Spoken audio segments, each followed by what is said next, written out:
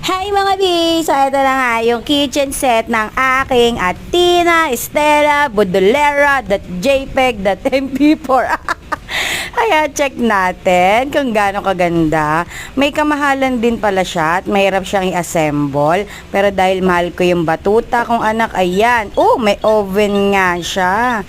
Yan, may pa sound effects din siya. May pa sound effects din siya. Then, ayan, buksan natin.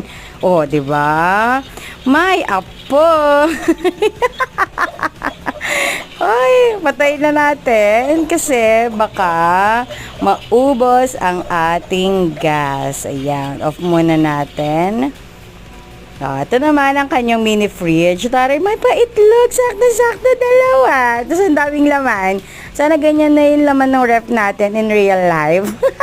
Ayan, isang kalon, may plato, may mga french fries pa, burger, of course, favorite niya.